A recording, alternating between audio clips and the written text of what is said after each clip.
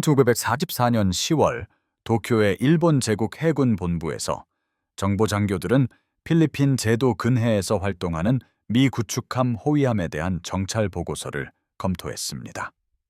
이 작은 군함들은 배수량 1,400톤에 불과했으며 일본 중순양함에 비해 최소한의 장갑 보호와 경무장만을 갖추고 있었습니다.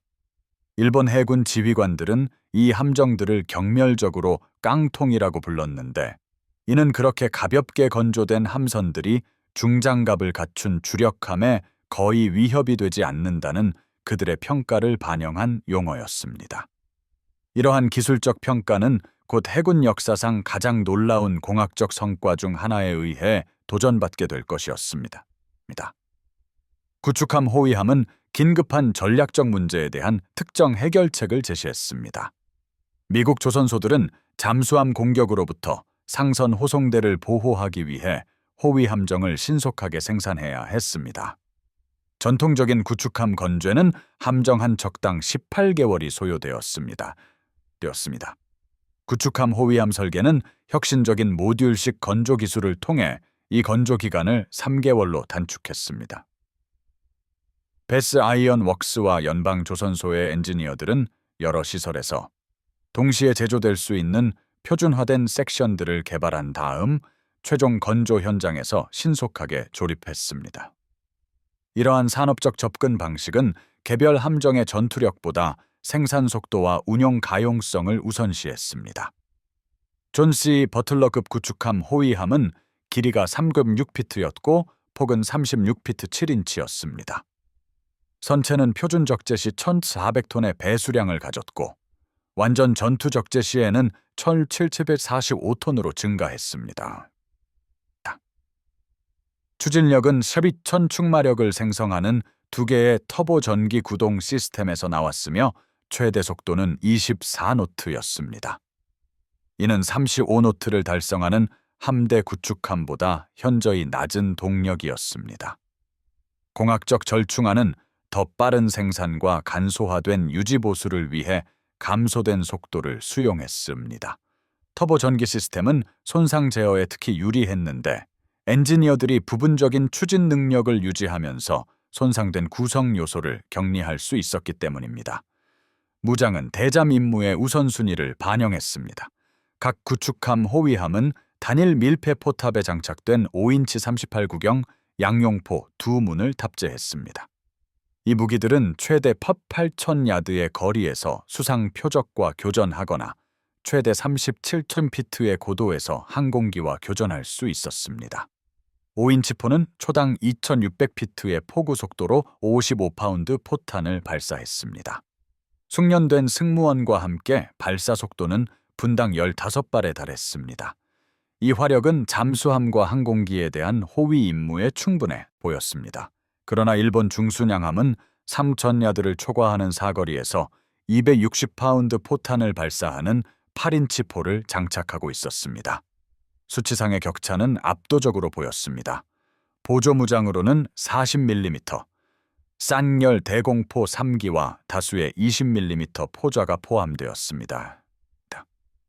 주요 대잠 무기는 21인치 어뢰 발사관, 산문과 폭로의 투하 장치로 구성되었습니다. 공학적 사양은 순수한 전투력보다 신뢰성과 유지보수의 용이성을 강조했습니다. 설계자들은 이 함정들이 첨단 수리시설에 대한 접근이 제한된 가혹한 해양 조건에서 지속적으로 운영될 것이라는 것을 알고 있었습니다. 모든 시스템은 이중성과 간소화된 유지보수 절차를 통합했습니다. 터보 전기 추진 시스템이 이러한 철학을 잘 보여주었습니다. 복잡한 기어드 터빈과 달리 터보 전기 배치는 함정이 운용 중인 동안에도 엔지니어들이 개별 발전기에 대한 유지 보수를 수행할 수 있도록 했습니다. 장갑 보호는 주력함 기준으로 최소한이었습니다. 선체는 8분의 3인치 강철판으로 구성되어 파편과 소구경 사격에 저항하기에는 충분했지만 순양함급 무기의 철갑탄을 막기에는 역부족이었습니다. 이러한 사양을 확인한 일본 정보 분석가들은 구축함 호위함이 한계적인 전투 가치를 가진 전시 비상 조치에 불과하다고 결론을 내렸습니다. 1984년 9월에 제출된 기술평가서에는 미 호위함들이 잠수함에 대한 호송선 보호 임무에만 적합한 경량 보조 군함으로 묘사되었습니다. 이러한 평가는 경량 군함이 중무장 전투함과의 교전을 피해야 한다는 표준 해군 교리를 반영한 것이었습니다. 미국 구축함 호위함 설계는 이전 대서양 호송 작전에서 얻은 교훈을 통합했습니다. 엔지니어들은 어뢰 및 포탄 피격에서 살아남은 함정들의 전투 피해 보고서를 연구했습니다. 이러한 분석은 승무원의 생존이 종종 초기 장갑 보호보다는 손상 제어 능력에 달려 있다는 것을 밝혀냈습니다. 결과적으로 구축함 호위함 설계는 구호액화, 이중 시스템, 그리고 신속한 손상 제어 대응을 강조했습니다. 각 함정은 휴대용 펌프, 비상 발정기, 그리고 광범위한 소방 장비를 갖추고 있었습니다. 손상 제어 훈련은 침수 및 화재에 대한 즉각적인 대응을 강조했습니다. 엔지니어들은 효과적인 손상 제어가 순수한 공학적 분석에 따르면 이론적으로 치명적일 손상을 입은 후에도 전투 능력을 보존할 수 있다라고 계산했습니다. 함정의 겸손한 크기에도 불구하고 사격 통제 시스템은 상당한 기술 투자를 대표했습니다. 함교 위에 장착된 마크 50 사격 지휘 장치는 레이더 거리 측정과 자동 표적 추적 기능을 통합했습니다. 이 시스템은 함정이 격렬하게 기동하는 동안에도 정확한 사격 통제 데이터를 유지할 수 있었습니다. 사격 지휘 장치는 5인치 포탑에 지속적으로 사격 해법을 제공했으며 발사하는 함정과 표적이 모두 움직임에 따라 조준점을 업데이트했습니다. 이러한 기술적 능력은 포구경과 장갑 보호의 불리함을 부분적으로 상쇄했습니다. 미국 사격 통제 시스템은 동세대 일본 시스템보다 더 먼 거리에서 더 높은 명중률로 표적의 포탄을 명중시킬 수 있었습니다. 그러나 일본 중순양함은 여전히 포탄 중량과 장갑 관통 능력에서 압도적인 우위를 가지고 있었습니다. 생산량은 미국 산업 역량을 입증했습니다. 1984년 10월까지 미국 조선소들은 300척 이상의 구축함 호위함을 함대에 인도했습니다. 이 생산 속도는 다른 모든 해군의 총 생산량을 초과했습니다. 모듈식 건조 기술은 여러 조선소가 표준화된 부품을 동시에 생산할 수 있도록 했습니다. 일렉트릭 보트 컴퍼니는 엔진 섹션을 제조했습니다. 베들레헴 스틸은 포탑을 생산했습니다. 연방 조선소는 완전한 선체를 조립했습니다. 이러한 분산 생산 시스템은 중단에 강하다는 것이 입증되었습니다. 어떤 단일 시설에 대한 손상도 전체 생산량에 미미한 영향을 미쳤습니다. 이러한 생산 수치를 연구한 일본 해군 계획가들은 전략적 의미를 인식했지만 개별 함정의 전투 능력은 수상함대 간의 전술적 교전에 영향을 미치기에는 불충분하다고 보았습니다. 1984년 10월 25일 필리핀 사마르 섬 연안에서 이러한 공학적 평가는 예상치 못한 상황에서 직접적인 실전 테스트에 직면했습니다. 기동부대 77.43의 일부로 작전 중이던 미 구축함 호위함들은 일본 중무장 수상함대와 취약한 호위 항공모함들 사이에 놓이게 되었습니다. 일본 함대에는 14인치 및 18인치 포를 장착한 전함 4척, 8인치 주포를 갖춘 중순양함 6척, 그리고 경순양함 2척이 포함되어 있었으나 이 함대에 맞서 구축함 3척과 구축함 호위함 4척이 있었습니다. 수치상의 격차는 절대적으로 보였습니다.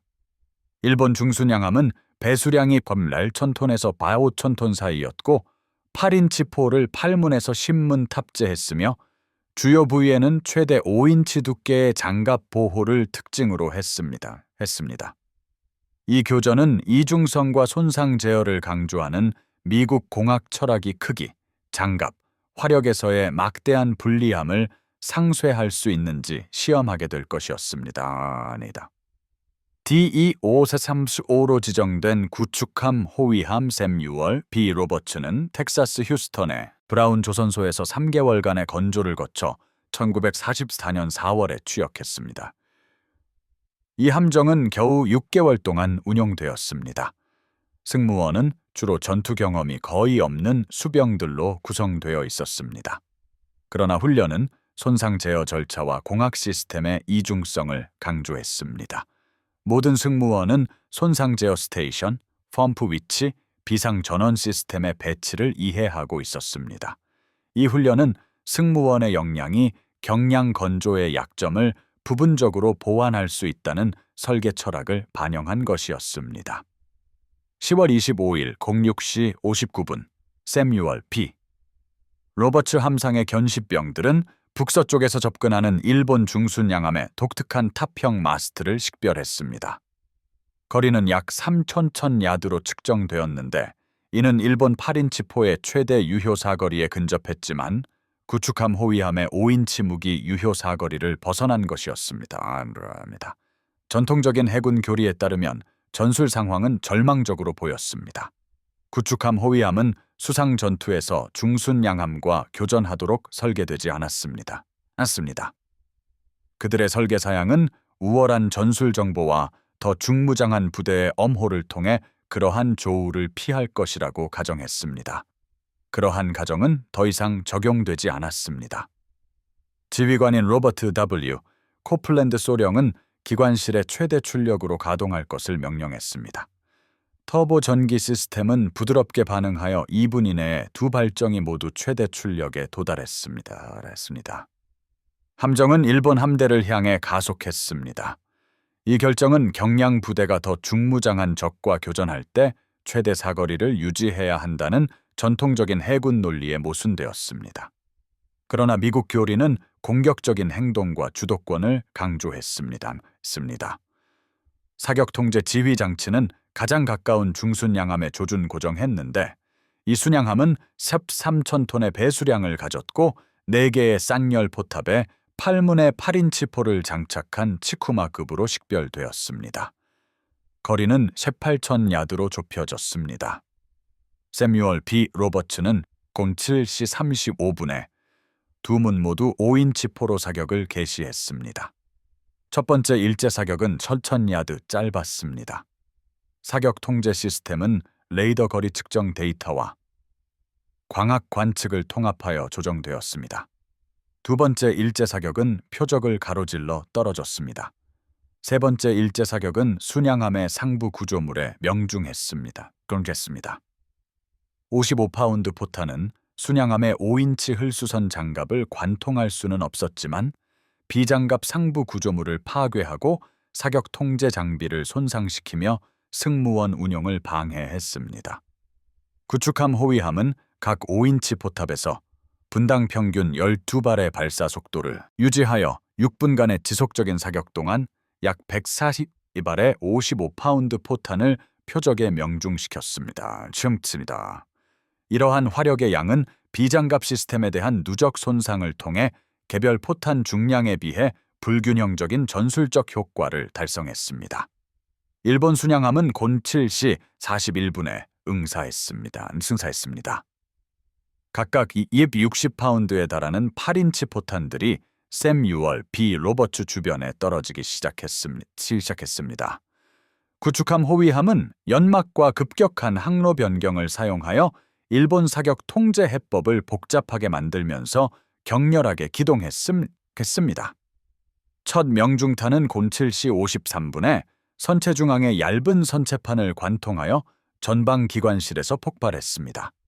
폭발로 기관 인원 3명이 사망하고 증기 파이프가 파열되었습니다. 그러나 구획화 설계는 침수를 해당 지역으로 제한했습니다. 손상 제어팀은 30초 이내에 작동하여 격벽을 봉쇄하고 증기 흐름을 후방 기관실로 재조정했습니다. 함정은 후방 터보 전기 발전기만을 사용하여 추진력을 유지했으며 단일 프로펠러 운용으로 16노트를 달성했습니다. 전투 피해 시나리오에 대처하기 위해 설계에 특별히 내장된 이러한 이중성은 즉각적인 가치를 입증했습니다. 세뮤얼 B. 로버츠호는 계속해서 발포했다. 함정이 격렬하게 기동하고 추가적인 피격에도 불구하고 포병들은 꾸준히 작전을 수행했다.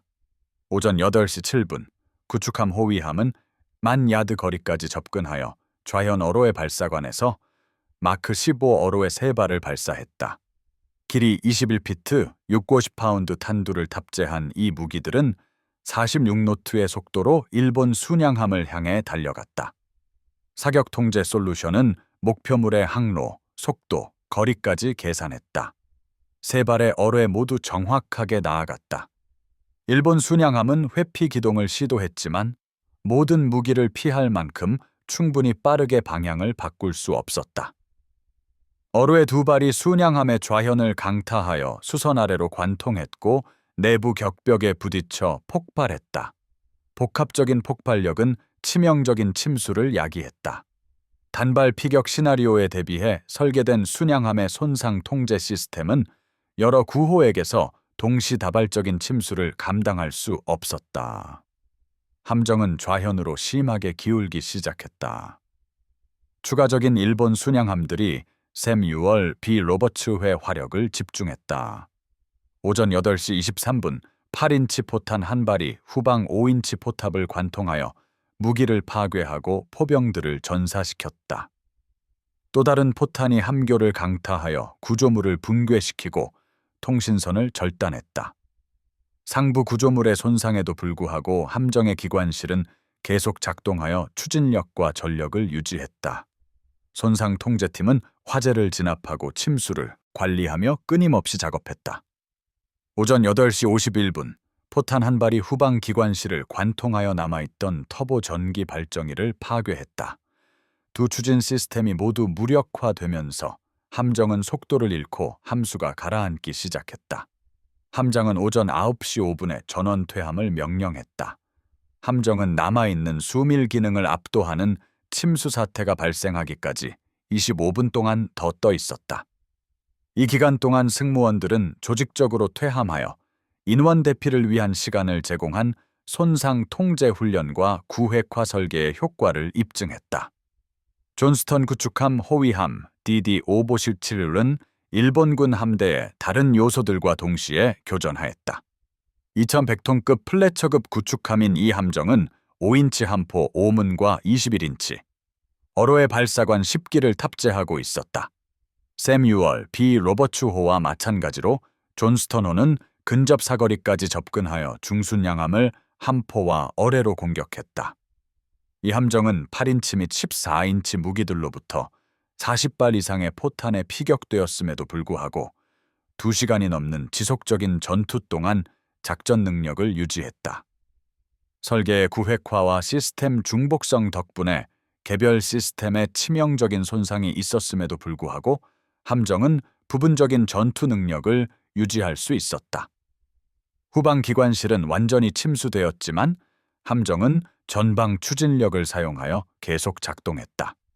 여러 포탑이 파괴되었지만 중앙 사격 통제 시스템이 고장난 후에도 살아남은 무기들은 현장 통제하에 계속 발포했다. 존스턴호의 어뢰 공격은 13,000톤급 중순양함 쿠마노를 강타했다. 어로의 2발이 순양함의 함수를 명중하여 전방 부분을 파괴하고 심각한 침수를 야기했다. 쿠마노는 추진력을 상실하고 교전에서 이탈했다. 구축함 휠 DD-583는 중순양함 하구로를 상대로 비슷한 성과를 거두었다. 무기 시스템을 점진적으로 파괴하고 여러 구호액을 침수시킨 40발 이상의 피격에도 불구하고 회로는 90분간의 지속적인 전투 동안 작전 능력을 유지했다. 이 함정의 공학적 설계 덕분에 손상 통제팀은 최종적으로 치명적인 구조적 손상이 발생하기 전까지 전력과 사격 통제 능력을 유지할 수 있었다. 이 교전은 공격적인 전술과 효과적인 손상 통제가 장갑과 화력의 막대한 불리함을 부분적으로 상쇄할 수 있음을 입증했다. 구축함 호위함과 구축함들은 중순양함의 장기적인 포격을 견딜 수 없었다. 그러나 그들은 충분히 오랫동안 작전 능력을 유지하여 근접 거리까지 접근하고 어뢰 공격을 가하며 비장갑 상부 구조물에 대한 대량의 화력으로 상당한 손상을 입힐 수 있었다. 중복성과 구획화를 강조하는 공학, 철학은 전술적으로 중요한 것으로 입증되었다. 수학적 분석상 첫 피격 후 몇 분 내에 파괴되었어야 할 함정들이 대신 장기간 전투 유효성을 유지했다. 교전 후 제출된 일본군의 전투 보고서는 미국 구축함 호위함의 능력에 대한 상당한 재평가를 보여주었다. 초기 정보 추정치는 이 함정들을 전투 가치가 미미한 보조 부대로 치부했었다. 전후 분석에서는 미국 경량 함정들이 공격적인 전술과 우수한 손상 통제 능력을 통해 예상치 못한 전투 효과를 보여주었음을 인정했다. 일본 해군 참모 장교들은 미국 승무원들이 이론적으로 즉각적인 전투 비효과를 초래했어야 할 손상을 입었음에도 불구하고 전투 작전을 유지하는 놀라운 숙련도를 보여주었다고 언급했다. 이러한 평가는 승무원 훈련 및 손상 통제 시스템을 할인하고 오직 장갑 두께와 포구경에만 초점을 맞췄던 이전의 기술적 평가에 대한 근본적인 수정을 의미했다. 13,400톤급의 8인치 함포 신문을 장착한 중순양함 초카이는 다수의 구축함 및 구축함 호위함 공격으로 인한 누적 손상을 입었다. 개별 5인치 포탄은 순양함의 벨트 장갑을 관통할 수 없었지만 반복적인 피격은 레이더 시스템을 파괴하고 사격 통제 지휘기를 손상시키며 비장갑 상부 구조물 구역에서 화재를 일으켰다. 오전 9시 23분 5인치 포탄 한 발이 순양함의 항공유 저장고 근처를 강타하여 심각한 화재를 일으켰다. 주로 단일 대형 손상 사건을 처리하도록 훈련된 순양함의 손상 통제팀은 수중 어뢰 손상으로 인한 여러 동시다발적인 화재와 침수를 관리하는 데 어려움을 겪었다.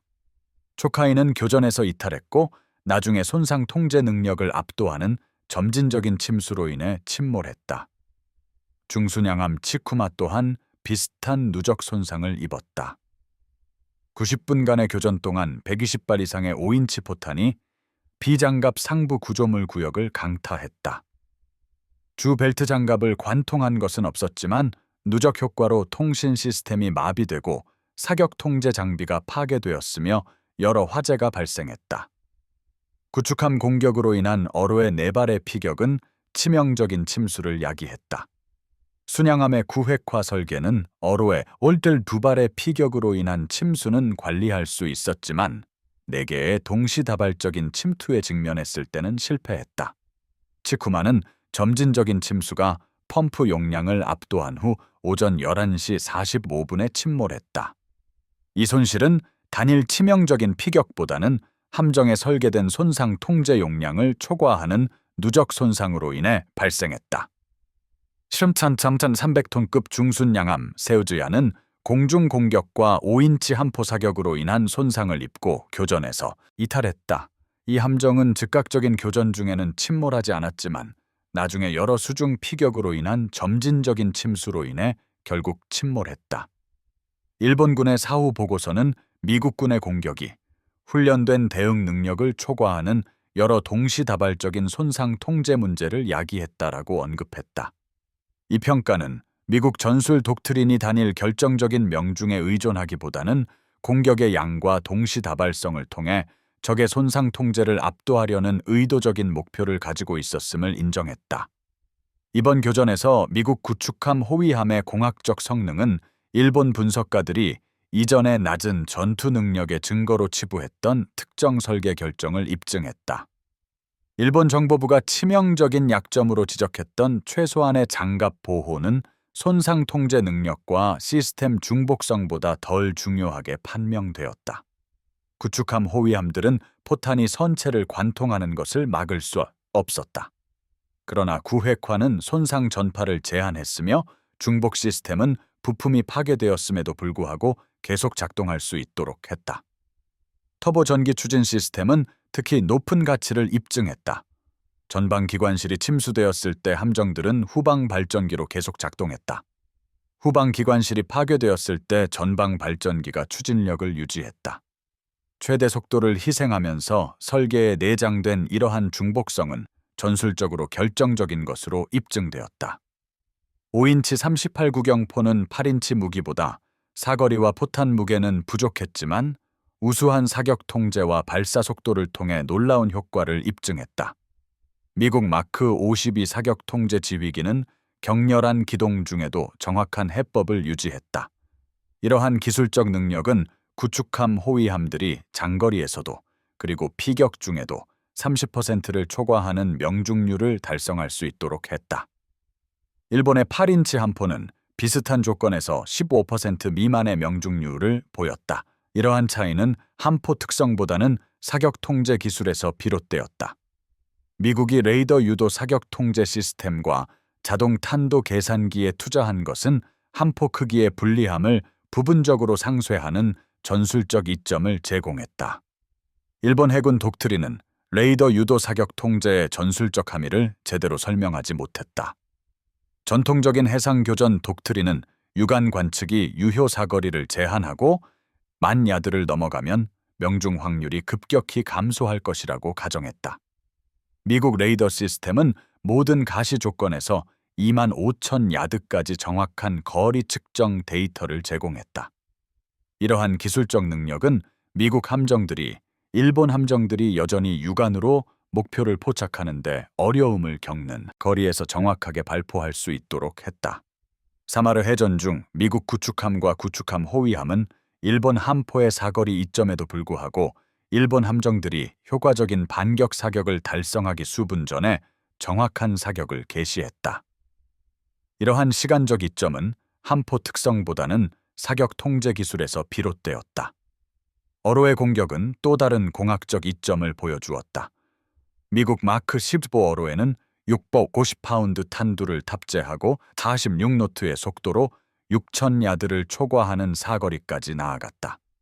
일본의 롱랜스 어로에는 기술적으로 우수하여 1,000파운드 탄두를 탑재하고 50노트의 속도로 20,000야드를 초과하는 사거리까지 나아갔다. 그러나 미국 사격 통제 시스템은 더 정확한 어로의 발사 해법을 제공했다.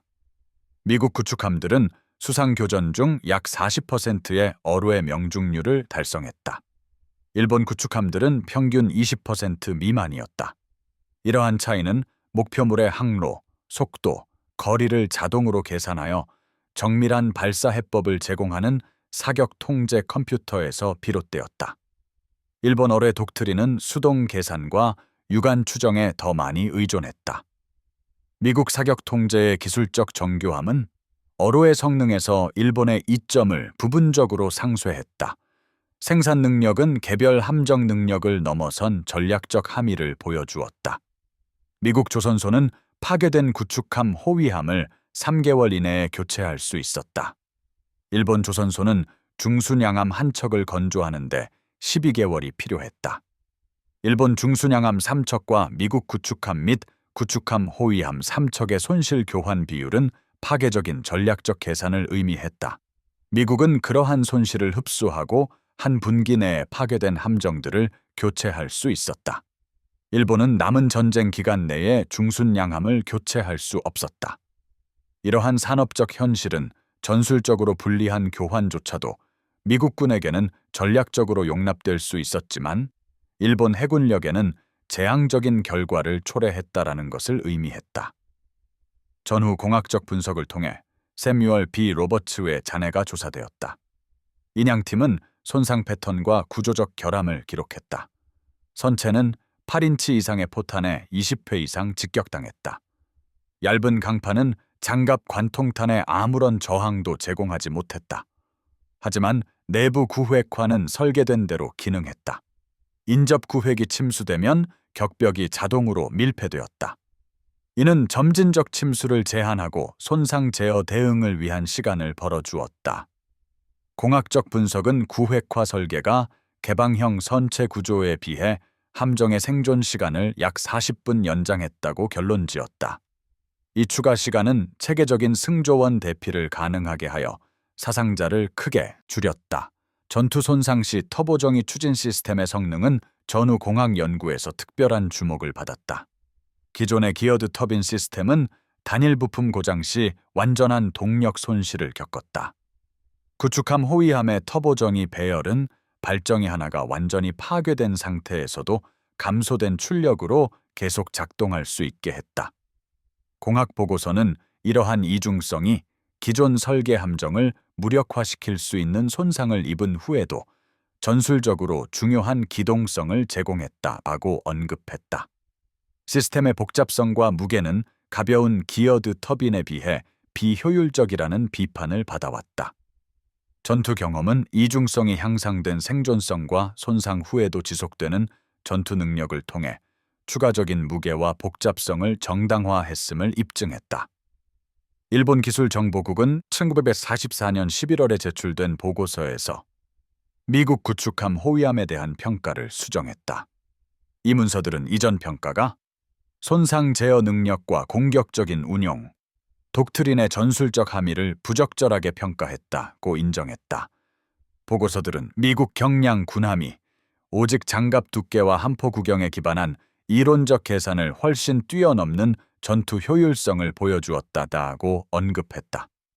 교전을 연구한 일본 해군 건축가들은 자국의 손상 제어 훈련과 독트린이 손상에도 불구하고 임무 완수보다는 개별 함정의 생존을 강조했음을 인지했다. 미국 독트린은 전술적 목표 완수를 위해 함정 손실의 더 높은 가능성을 감수했다. 이러한 철학적 차이는 공학 설계 우선순위와 전술적 운영 패턴에 영향을 미쳤다. 전략적 영향은 즉각적인 교전을 넘어섰다. 일본 수상함대는 압도적인 수적 및 화력 우위에도 불구하고 해당 지역에서 철수했다. 이 철수는 부분적으로는 미국 경량 군함에 의해 입은 예상치 못한 손실 때문이었고, 부분적으로는 추가 손상에 대한 우려 때문이었다. 일본 지휘관들은 최소한의 저항으로 미국 호위 항공모함을 격파할 것으로 예상했다. 대신 그들은 3척의 중순양함을 격침시키고 다른 함정을 손상시킨 결연한 저항에 직면했다. 명백히 열등하다고 여겨지는 상대에게 그러한 손실을 입은 심리적 충격은 이후의 전술적 결정에 영향을 미쳤다. 일본 수상함대는 필리핀 해역에서 점점 더 신중해졌고 상당한 이점을 가지고 있을 때조차 작전 효율성을 감소시켰다. 미국 해군 독트린은 해당 교전에서 얻은 교훈을 후속 훈련 및 작전 계획에 통합했다. 고가치 부대를 보호할 때 경량 군함을 더 무거운 상대에게 공격적으로 운용하는 것이 표준 전술 독트린이 되었다. 공학적 우선순위는 개별 함정의 최대 능력보다는 손상 제어 및 이중성을 계속 강조했다. 전후 구축함 호위함 설계는 더 가벼운 대체 시스템의 가용성에도 불구하고 터보 정의 추진과 광범위한 구획화를 유지했다. 전투 경험은 생존성이 장갑을 통한 손상 방지보다는 손상 제어 능력에서 비롯된다는 공학 철학을 입증했다. 생산 통계는 더 광범위한 전략적 함의를 드러냈다. 1943년 7월부터 1945년 6월 사이에 미국 조선소는 563척의 구축함 호위함을 함대에 인도했다. 이는 역사상 다른 모든 해군의 총합보다 더 많은 호위함에 해당했다. 모듈식 건조 기술은 숙련 노동자의 비례적인 증가 없이 지속적인 생산 증대를 가능하게 했다. 1944년 10월까지 구축함 호위함 건조 시간은 제조 공정 개선 및 표준화를 통해 3개월에서 75일로 단축되었다. 이러한 산업 역량은 미국 해군이 제한된 조선 능력을 가진 상대에게는 전략적으로 치명적일 수 있는 작전 손실을 감당할 수 있음을 의미했다. 사마르 해전에서의 일본 중순양함 손실은 일본의 남은 중순양함 전력의 약 20%를 차지했다. 해당 함정들은 어떠한 관련 시간 내에도 교체될 수 없었다. 미국 구축함 및 구축함 호위함 손실은 가용 경량 군함 전력의 2% 미만이었으며 한 회계 분기 내에 교체될 수 있었다. 이러한 수치적 현실은 이후의 전략적 결정에 영향을 미쳤다. 일본 해군 지휘관들은 결연한 경량 군함의 저항에 직면할 수 있는 환경에서 중량 수상 함정의 위험을 감수하는 것을 점점 더 꺼리게 되었다. 미국 지휘관들은 손실을 감당하고 교체할 수 있음을 알면서도 공격적인 구축함 전술을 계속 사용했다. 사마르 해전에서 입증된 공학 철학은 전후부터 현재 시대에 이르기까지 미국 해군 설계에 영향을 미쳤다. 현대 미국 군함은 최대 장갑 보호보다는 이중성, 손상 제어 및 승조원 훈련을 계속 강조한다. 현재 운영 중인 미국의 주요 수상 전투함인 알레이버크급 구축함은 최소한의 장갑 보호를 갖추고 있지만 광범위한 구획화, 이중 추진 시스템 및 정교한 손상 제어 장비를 특징으로 한다. 이 설계 철학은 제2차 세계대전 중 구축함 호위함의 전투 성능에서 얻은 교훈에 직접적으로 뿌리를 두고 있다. 손상 방지보다는 손상 관리를 통해 생존성이 확보된다는 인식은 미국 해군 공학 우선순위를 계속 형성하고 있다. 전술적 운용 독트린은 또한 모든 군에 걸쳐 이후의 미국 군사 철학에 영향을 미쳤다. 전략적 목표를 보호할 때 더 가벼운 부대를 더 무거운 상대에게 공격적으로 운용하려는 의지는 표준 독트린이 되었다. 이 접근 방식은 임무 목표 달성을 위해 개별 부대에 대한 더 높은 위험을 감수한다. 이 독트린은 손실을 대체할 산업 역량과 가용 장비의 효율성을 극대화할 훈련 품질에 대한 신뢰를 반영한다. 사마르 해전에서 구축함 호위함이 압도적인 물질적 우위를 가진 상대에 맞서 전술적으로 중요한 결과를 달성했을 때 두 요소 모두 입증되었다. 이 교전은 군사 생산에 대한 미국 산업 민주주의의 접근 방식을 입증했다. 미국 산업은 소수의 고성능 개별 부대를 생산하기보다는 다수의 적절한 부대를 신속하게 생산했다. 이 전략은 산업 역량의 이점을 활용하고 손실에 대한 취약성을 줄였다. 구축함 호위함 한 척의 손실은 승조원에게는 비극적이었지만 대체 함정이 계속 취역했기 때문에 전략적 영향은 미미했다. 일본의 중순양함 한 척의 손실은 관련 시간 내에 교체가 불가능했기 때문에 상당한 전략적 영향을 미쳤다. 이러한 산업적 계산은 전략적 결과를 결정하는데 전술적 성능만큼이나 결정적임이 입증되었다. 교전 보고서를 연구한 독일 해군 분석가들은 미국 산업 역량과 전술 독트린에 대해 유사한 결론을 내렸다.